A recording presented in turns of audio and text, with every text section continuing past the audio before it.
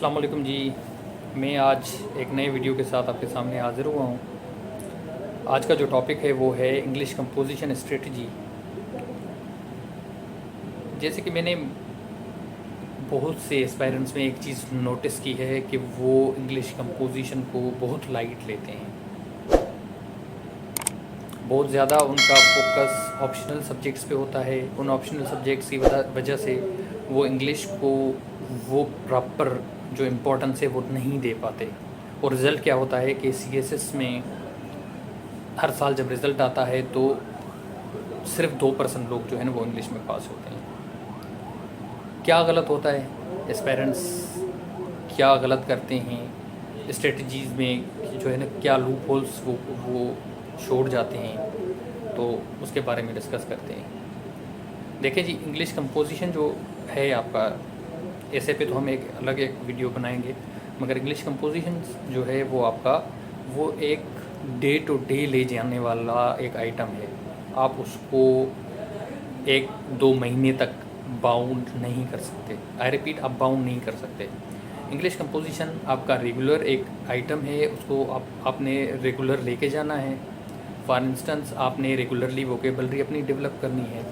उसके अलावा जो है आपने कोई ना कोई चीज़ इंग्लिश कंपोजिशन की जो है वो प्रैक्टिस करनी है। फॉर एग्जांपल, एक दिन आपने प्रेसी प्रैक्टिस कर ली, दूसरे दिन आपने रीडिंग कॉम्प्रीहेंशन प्रैक्टिस कर लिया, उसके अलावा जो है आपने करेक्शन प्रैक्टिस कर ली, और उसके साथ साथ जो है ना आपने जो याद करने वाली चीज़ें हैं वो भी रेगुलर करनी होती हैं। आप कभी भी इस तरह से ना करें कि आपने 1-2 महीने इंग्लिश की प्रैक्टिस कर ली और उसके बाद इंग्लिश को छोड़ दिया। ये एक बहुत बड़ा जो है ना सेटबैक होता है इस पेरेंट्स की तरफ से। वो बिल्कुल अपना जो है वो इंटरेस्ट इंग्लिश की तरफ डेवलप नहीं कर पाते। उनको लगता है कि इंग्लिश बहुत आसान है उनके लिए, या वो अगर वो कम टाइम देंगे तो फिर भी उनकी इंग्लिश जो है वो हो जाएगी, तो वो गलत करते हैं। जैसे कि आप देखें कि ये जो इंग्लिश का जो सब्जेक्ट है, ये पेपर जब आता है, इंग्लिश प्रेसी एंड कंपोजिशन इसका नाम है। तो इसमें अगर ये एक मिथ कही जा सकती है, मगर मोस्टली ये समझा जाता है कि अगर आप इंग्लिश कंपोजिशन के पेपर में प्रेसी को पास नहीं करते तो आपका इंग्लिश कंपोजिशन का पेपर पास नहीं होता। कदरे एक लॉजिकल चीज़ लगती है, क्योंकि पेपर का नाम ही इंग्लिश प्रेसी एंड कंपोजिशन है। तो आप किस तरह से इस चीज़ को टैकल करें? आप प्रेसी प्रैक्टिस के लिए सबसे पहले जो है मैं आपको बुक सजेस्ट करूंगा आर डिलन का, प्रेसीज बाय आर डिलन। बहुत आसान सी प्रेसीज हैं उसमें, बहुत आसान सी प्रेसी है। आप उससे रोज़ाना या अल्टरनेटिव डेज़ पे एक प्रेसी किया करें। उससे ये होगा कि आपकी एक तो छोटी हैं वो प्रेसीज, उसके अलावा वो जो है ना आपकी टाइम मैनेजमेंट आप उसमें से सीख जाएंगे। और उसमें टेक्निक्स दी हुई हैं प्रेसी के लिए। टेक्निक्स के साथ हम भी एक और वीडियो के साथ आएंगे, मगर आपकी एक गाइडेंस के लिए कि वो उस आर डिलन वाले बुक में प्रेसी की टेक्निक्स दी हुई हैं, आप उनको फॉलो करके सेल्फ स्टडी भी कर सकते हैं प्रेसी को लेके। उसके अलावा जो है रीडिंग कॉम्प्रीहेंशन की जो लोगों को लगता है कि ये सिर्फ बिल्कुल आसान है, ये जो सवाल हैं इनका जवाब अंदर छुपा हुआ है टेक्स्ट के अंदर।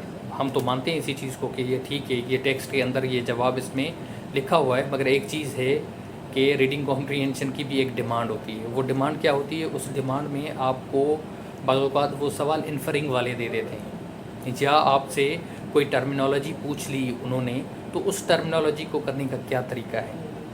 अगर एक जेनेरिक क्वेश्चन उसने पूछ लिया तो उसको किस तरह से जवाब दिया जा सकता है, या आपका ओपिनियन पूछ लिया तो उसका जवाब आप कैसे दे सकते हैं। तो ये जो है ना बिल्कुल सेंसिटिव चीज़ें होती हैं इंग्लिश कंपोजिशन पेपर में। आपका कॉम्प्रीहेंशन हो गया और प्रेसी हो गया। पहले तो एक्सपेंशन ऑफ आइडिया होता था, वो 2016 के बाद नहीं आता, तो सॉरी 2014 के बाद नहीं आता। स्टिल मैं आपको एक चीज़ सजेस्ट करूँगा कि आप जो हैं ये प्रैक्टिस, एक्सपेंशन ऑफ आइडिया की प्रैक्टिस किया करें। इससे आपकी एक तो क्रिएटिविटी बढ़ती है और दूसरा आपको ओपिनियन बनाना आ जाता है। और एक्सपेंशन ऑफ आइडिया के लिए आप सन्ड्री रिफ्लेक्शन, जो मंजूर मिर्ज़ा साहब का था, अल्लाह पाक उनको जन्नत में जगह अता फरमाए, तो सन्ड्री रिफ्लेक्शन से आपको एक आइडिया हो जाता है एक्सपेंशन ऑफ आइडिया का। तो उसके बाद जो है आप मोस्टली जो दो मेजर चीज़ें हैं वो ये हैं कि आप प्रेसी और रीडिंग कॉम्प्रिहेंशन को किस तरह से टैकल करते हैं। उसके अलावा इंग्लिश कंपोजिशन में एक और चीज़ है जो कि आपकी करेक्शन हो गई, आपकी नरेशन हो गई, ये भी कंपोजिशन के पार्ट्स हैं। अगर आपको इनके रूल्स नहीं आते या आप इन पे फुली प्रैक्टिस नहीं करते कि अगर नरेशन में कौन सा टेंस जो है वो किस टेंस में कन्वर्ट हो रहा है, तो आप गलती कर जाते हैं। तो इन चीज़ों पे ध्यान रखें। Thank you so much.